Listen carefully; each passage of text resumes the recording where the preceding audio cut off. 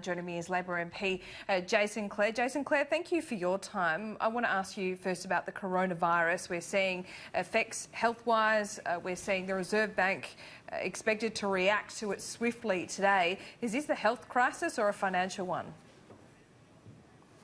Well, I think the Chief Medical Officer's done a great job, and I think the government's done the right thing in following his advice. It is first and foremost a health crisis, and the Chief Medical Officer has done a very, very good job, and we support the work that he has done. There's a good health plan that's been put in place, but there's an economic plan that needs to be put in place as well. Is that economic plan in place? What would you be doing differently? Well, the inside information law is that the government is now madly telling journalists here in Parliament House that they're putting together a stimulus plan. That's obviously needed. To be frank, they needed to put something like that in place 6 months ago when there was evidence that the economy was weakening. Josh Frydenberg has indicated that he's talking about putting something together for businesses that have got problems with cash flow or might have to put staff off. What I'd say there is I hope that whatever they put together, it's a lot better than what they've put together for businesses affected by the bushfires, because that has frankly been a shambles. You had Andrew Constance on a minute ago. He made the point that I think only 20% of the businesses that have applied for grants have got them. Only 5% of the businesses that have applied for loans out of the bushfires have got them too.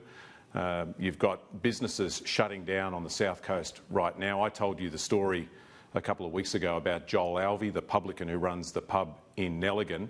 He's applied for grants, can't get them, doesn't want a loan, and he's at risk of going broke unless there's changes made to the guidelines there. Andrew asked for that a moment ago, and he's damn right.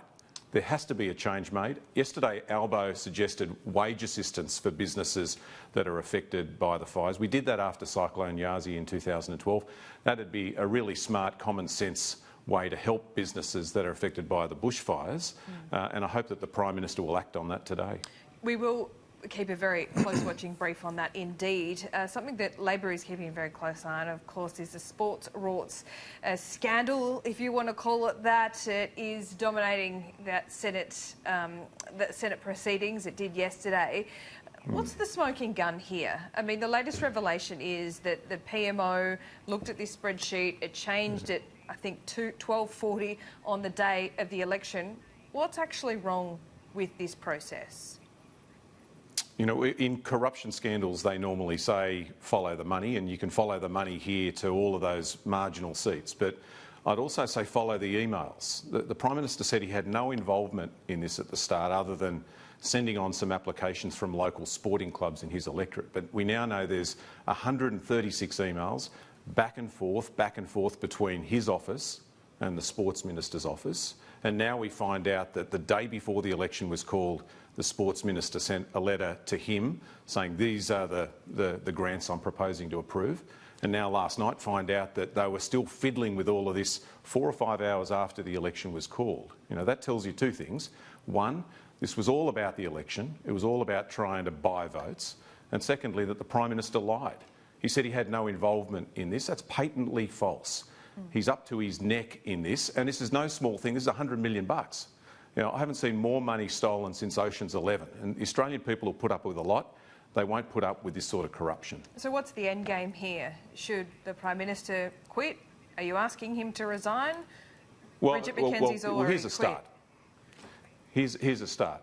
He could release the 136 emails. If he's done nothing wrong here, then release the 136 emails and show us all of the interaction between his office and the Sports Minister's office. You just asked Christian Porter if he'd released the Gagens report. They should do that as well. If they've done nothing wrong, then they should have nothing to hide. Okay, again, we'll keep a close eye on that. Before I let you go, Jason Clare, I wanted to take a moment to pay tribute to a man who I know is very close to you. His name is Dick Payten. He was 98 years old.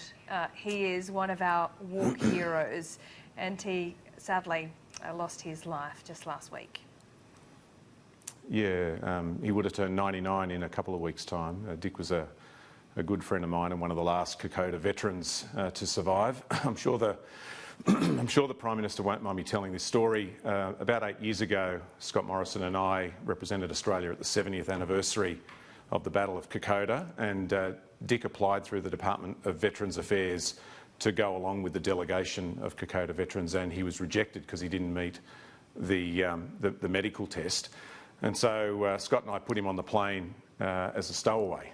We got him over there. We went to Bomana Cemetery, where that field of tombstones is, where all the people who died at Kokoda lie, and we went to one tombstone in particular, that of his best mate Arnold Darling, who died there now 78 years ago, and he'd never been back there, never been to see his mate where he lie, and it's a very moving thing to see a man in his 90s cry at the tombstone of his best mate. He came back from the war, got married, had kids, but never forgot his mates. He embodied the spirit of Lest We Forget, ran the 7th Division Association here.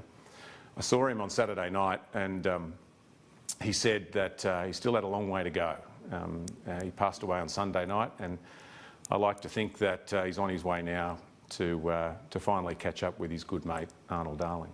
Well, thank you, Jason Clare, and thank you to Dick Payten for this morning reminding us, even posthumously, what is important. Thanks so much for your time. Yeah.